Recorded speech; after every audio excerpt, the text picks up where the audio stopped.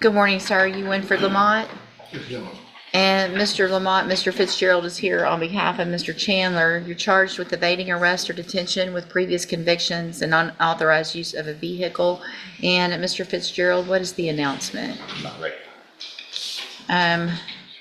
See that one of the cases is a little newer, but where are y'all on discovery or? Discovery available some time ago.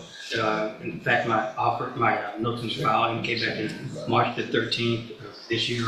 I made discovery available and also extended an offer by email on both cases. All right, so what I'm going to do, Mr. Fitzgerald, is I'll reset the case one more time. This will be the final reset. Yes, sir. Right away, the judge is drawing a hard line. Final reset means the defense is officially out of excuses. In court, repeated delays can destroy credibility fast. This is the judge signaling, next time, be ready to deal, or be ready for trial. And trust me, nobody in that courtroom missed the warning. So you need to get with Mr. Chandler, figure out go through all the discovery, come visit with your client, and let's have an announcement next time whether or not it's going to be worked out or if it needs to go to trial, okay? Thank you. Thank you. Yes, sir. Are you Jose Lopez Pamias? Yes. And Mr. Pamias' case is set for trial to begin with jury selection next Monday. And the state has filed a motion for continuance. Mr. Coleman is a special prosecutor and specially set for sentencing part of that trial next week. Is that correct? That's correct, Judge. In hard cap. Ms. Perazzo, what is your position? Your Honor, of course, I'm going to object to the continuance. My client has been incarcerated for a very long time. This case has been reset multiple times. I understand Mr. Coleman's position, but we're ready to proceed.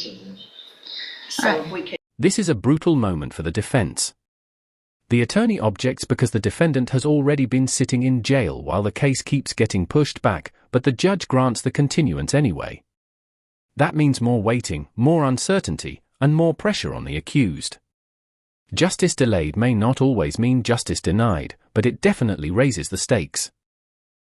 Get this specially set as well. No. Well, no, it's not at that point yet. Okay. I am going to grant the motion for continuance. Obviously, because Mr. Pamias is in custody, I will do my best to try to get it reset as quickly as we can. Obviously, it's an older case, and he's in custody, so I'll do the best we can to get it tried as quickly as possible. Yes, ma'am. Yes, sir. Thank you. You can go back with the bailiff. Good morning. Are you Kevin Harmon? And good morning, Ms. Holmes. Good morning. Will your client waive the formal reading of the indictment? Yes. Mr. Harmon, in cause number 24 DCCR 1612, you are charged with the second-degree felony offense of assault of a peace officer from July 9th of 2024. And how do you plead to that charge? Are you pleading guilty freely and voluntarily? Speak up, please. Yes, sir. And are you pleading guilty because you actually did what they've charged you with? Yes. I have here on the computer some documents that have your signature on them that the state has marked as exhibit number 1. Before you signed these, did you go over them with Ms. Holmes? Do you fully understand them? And do you understand, if I follow the agreement that you've made with the district attorney, that you'll be waiving or giving up any right to appeal? And it looks like the agreement that you've reached is for a 5-year deferred adjudicated probation. There would be a $500 fine, and you would be required to follow all of the rules and conditions of probation. Is that your understanding? Also, do you understand, if you're not a U.S. citizen, that a plea of guilty or no contest may result in your deportation, exclusion from admission to the country, or denial of naturalization under federal law? Speak up. Yes, sir. State tenders number 1. No objection. It's admitted. Is there any evidence that Mr. Harmon is not competent? No, Your Honor. All right, sir, I'm going to find that you entered your plea of guilty freely and voluntarily. Find that you're mentally competent. Notice how methodical this plea hearing is. The judge isn't just accepting a guilty plea, she's building a legal record. Every yes it confirms the defendant understands exactly what rights he's giving up. Why? Because once this plea is entered, backing out becomes incredibly difficult. This is the courtroom version of a read the fine print before signing. And you understand the nature and the consequences of that plea. Find sufficient evidence to find you guilty. However, I'm going to reset your case so that the probation department can do a pre-sentence report. That'll give me more information about you and your case, and then we'll come back later for sentencing. Mr. Nichols, what's the state's position with regard to bond? I do have one concern, Your Honor. The call where this happened was a family violence choking incident, where he was charged, I believe, with family violence burglary with intent to commit assault. Those cases were not pursued by the complainant, so they're not pending or anything. But if he gets released, I just want some kind of safeguards in place. Well, they didn't file the cases, and then I don't know that I can. Where are you gonna live when you get out, Mr. Harmon? I was living with some people that was just friends with. I cannot understand I was you. living with some people that was just friends with, Right, and my mother. So that's why I was going back to. but that's where all this happened? No. No, this is a different place. Okay. So if I let you out today, I want to, what's the name of the friends that you're saying that you're gonna live with? Iron Lee Woods. Say it again? Iron Lee Woods. Arlie? Iron Lee Woods. Iron? How you spell How do you it? spell the first name? IRAN. Gotcha. Last name Woods? Yes, ma'am. Okay. So at least while this is pending, if I let you out today, I'm ordering that you live with them and not at the other place where all of this happened. Yes, ma'am. Okay? Maybe later, if everything's going well and you want to have some relationship with whoever this was, I will get more information about that in that pre-sentence report, and we can talk about it at sentencing. And here comes the judge's balancing act, accountability mixed with opportunity. She reduces the bond, giving him a path to freedom, but attaches strict conditions immediately. One wrong move, one missed probation appointment, one new arrest, and that generous plea deal could disappear overnight. Freedom in this moment comes with strings attached, and they're tight. But what I'm going to do today, because of your plea for probation, is I'm going to reduce your bond in your case to $1,000. So if you're able to make that bond, there's a couple of things that are very important. The first thing is that if you make the bond, you go directly to the probation department so they can start that interview process for your pre-sentence report. If you don't go there and do that, then you run the risk of me not accepting this plea agreement, and things could be much worse. You understand? Also, a condition of that bond is that you are going to live with Iron Woods. No one else until either I give you permission or we discuss it again. You understand? Also, if you are arrested for anything, if you make that bond and you're arrested for anything before you come back for sentencing, obviously things could go, I don't have to accept this agreement, okay? All right, see you at sentencing. Thank you, Your Honor. Thank you, Mr. Nichols. Good morning. Are you Caprina Swan? Yes, ma'am. And Ms. Swan, the best you can, please raise your right hand. Do you swear or affirm the testimony you're going to give in this hearing will be the truth, the whole truth, and nothing but the truth? Yes, ma'am. Thank you. You can put your hand down. And Ms. Holmes, will your client waive the formal reading of the motion? She will, Your Honor. Ms. Swan, in cause number 24, DCCR 1362, I have a motion to revoke your unadjudicated probation. Shows that you were placed on probation October 29th of 2024, and that was for the offense of aggravated robbery, and that was a 5-year deferred probation. Is that correct?